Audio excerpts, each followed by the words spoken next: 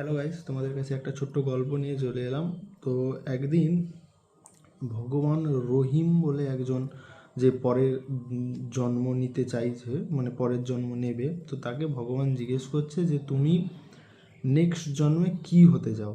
ওকে, তো সে বলছে আমি নেক্সট জন্মে একজন বাফাদার কুত্তা হতে চাই, বাফাদার ডগ হতে চাই। Very good. তো ভগবান প্রশ্ন করছে যে তুমি কোন ডগটা হতে চাও, যে যে হচ্ছে ঘরে থাকবে, মানে যে পোষ্য পেট ডগ, যে ঘরে থাকবে, মালিকের পোষা হয়ে থাকবে, তার খাওয়ারের কোনো চিন্তা ভাবনা হবে না, মালিক তাকে খেতে দেবে, আদর করবে, বাট তার ফ্রিডমটা কম থাকবে, কারণ মালিক যখন তাকে বাইরে নিয়ে যাবে সে তখন বাইরে বেরোবে, আর বাদবাকি সময় ঘরেই থাকবে।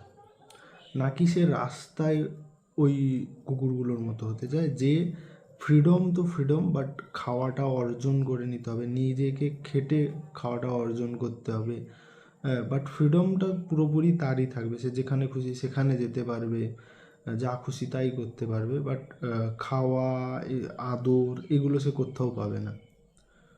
তো রহিম কিছুটা ভাবলো, সে বলল যে সে সে কী বলতে পারে এটা, মানে রহিম কনফিউজড হয়ে গেল। তো তোমরা যদি রহিমের জায়গায় থাকতে তোমরা কী চুজ করতে, আমরা জানি কমেন্ট বক্সে।